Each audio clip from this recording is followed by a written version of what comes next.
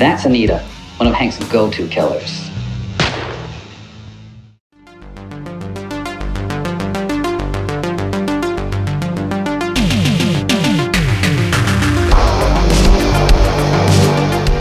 We are talking Killer Rose, also known as Cold-Blooded Killers. This one is written and directed by Rickey Bird Jr. and stars Felissa Rose, Caroline Williams, Dave Sheridan and Brinky Stevens, along with actually a few other recognisable B-movie actors and screen queens. It's clearly influenced by the works of Tarantino, in particular Reservoir Dogs and Pulp Fiction. In fact, they actually call a character Quentin in this very movie.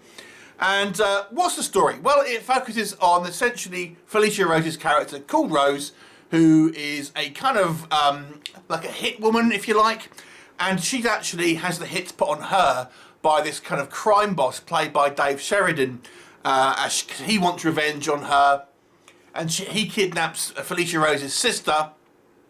So Felissa Rose's character Rose wants kind of her sister back and enlists the help of her friend, who is this kind of landlady from this rough and tumble strip bar, and together they go on a bloody rampage, going through wave after various assassins and the police, all while these assassins are using this new app which essentially values kind of targets, and they kind of fluctuate in market value and stuff. What will happen?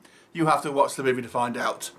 So, as I've said, clearly influenced by Tarantino movies. It's been a while, I feel, since we've had Tarantino-esque films. They were all the thing after kind of, I suppose, Pulp Fiction. We had loads of Tarantino-esque films.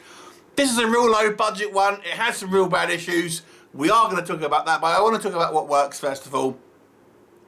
Okay, so number one, I think Dave Sheridan here is infinitely watchable. He's fast becoming one of my favourite kind of B-movie actors, and I feel he's like Nicolas Cage in a lot of ways.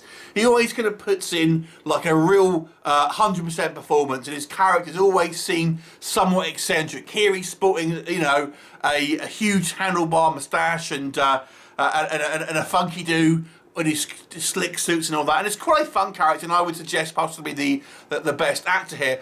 Felissa Rose, although I do have some problems with some of her acting, I'll be honest with you, certainly her physical acting at least, I think she's kind of still has a charm to her, a kind of a B-movie-esque screen queen charm, as do a couple of other characters as well. I do feel, even though the direction of this movie will come on to, I still think there are some kind of fun performances, even though they are maybe not great performances. There is an attempt here to have some practical effects, and I appreciated the fact that we have what seems to be genuine kind of blood squibs and things like that. And there are a couple of gore shots. We get someone getting their head chainsawed in half. The shots are quick, and the you know, it's kind of like not realistic practical makeup. But I gotta say, again, I just appreciate the fact that we do have practical gore and stuff like that. So I'm quite forgiving with that sort of thing. The movie cannot be accused of being slow-paced. It is just kind of one kind of set piece after another. So there's certainly pretty much all loads of action. Lots of kind of CGI bullets are getting shot around all over the place, which leads me into what doesn't work. Okay, there's a fair bit. I'm not going to lie to you. Let me just carry on from what I've just said.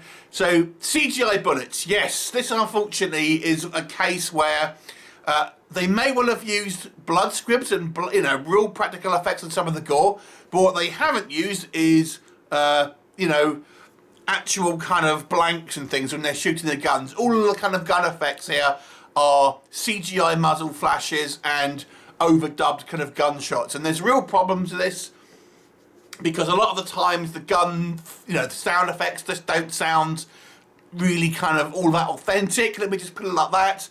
The muzzle flashes are weak, and like I've said, the physical acting here is quite poor. Just the way people are kind of gradually kind of just going like, no. There seems to be very little direction in this movie.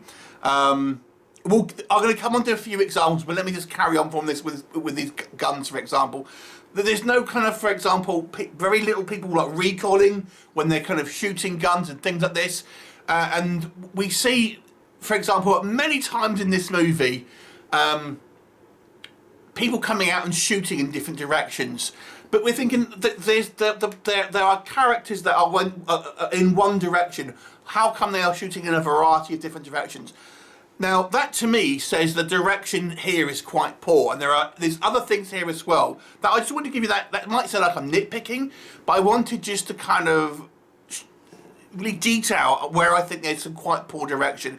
It doesn't seem like the actors have been given much direction about what to do, and as such they're kind of just wandering around, you know, shooting things that aren't there, and it looks like that's what they're doing. So the direction here, I will lie to you, is fairly poor. There's also some other kind of just blasé mistakes. There's a scene, for example, where our main bad guy, Dave Sheridan, executes, there's these two parents and they've got two kids and like a nanny or something, and he kills the parents.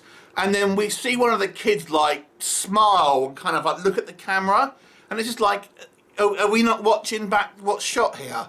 Because the kid is just kind of like smiling because they're in a movie and looking at the camera. It's just like there's real lack of attention to detail here. There's a scene where we have our big kind of showdown, and Felissa Rose's character is taking a pause to do something. I won't say what it is because it's a spoiler. Bear in mind, she's, you know, essentially our protagonists are out of action at this point, and we went to believe that there's all these kind of hitmen and women wandering around with a specific reason to kill Felissa Rose. But we literally see people like walking behind her and things like this. Their legs kind of walk past in shot of the camera, whilst Felissa Rose is not defending herself and just sitting down and having some dialogue with another character with no other kind of threats in the area. It's poor direction. And even in post-production, it's poor. There's a character here called Marilyn, and just like a rival assassin. And whenever we see a new character, we get a kind of name splash, and it says Marilyn, but the commentary goes Abigail, and it says Marilyn, and things like this. It's just really poor attention to detail.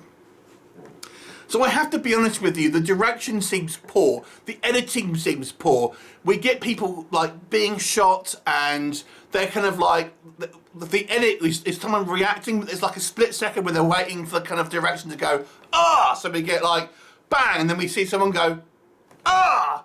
Almost. It's just really sloppily done. Don't think too hard about the plot. It's just all over the place. The app, I think, even though the fluctuations of the price of this app, you know, I think that's the whole US, you know, unique selling point of this movie is that, you know, people rise and fall in value in regards to how, you know, how much the people want them dead. But I think, well, who's paying for this? There's a whole plot point here where it's to do with the fluctuating values of different hits, and I think it's a big plot point in the movie. I think, but what it isn't addressed is who's actually paying this. Where's this money coming from? Because in the context of the movie, it doesn't make sense from who's actually paying the money for these hits compared to what the actual app is saying. So the whole idea of this app that uses hitmen is flawed from the get-go. It's just, there's example after example here where it's just poorly thought through, poorly directed. The acting, I'm not going to lie to you, with a couple of exceptions where from Dave Sheridan to just kind of like you accept it because you enjoy the kind of the actors. But the rest of them, there are some really painful experiences. There's so many characters here. It seems so determined to have these kind of like these little banter scenes with different characters, different criminals, and lots of kind of double crosses. There's way too many peripheral characters who get no kind of characterization. It is just poorly done. There's quality in regards to the kind of the technical level here. We see shots which have a kind of a particular kind of level of exposure, say, then we cut to another shot and the exposure is like completely whitewashed and things like this. Oh, it's just, I'll be honest with you, this movie I nearly turned it off. I try to watch these films to obviously review them, and if it's sometimes they're not good, but I kind of sit through it so I can do the review. If I don't watch the whole film, I can't review it. But I gotta be honest with you, this one I was just liking, man, it is a tough watch. And it was only a couple of, like I say, fun little performances.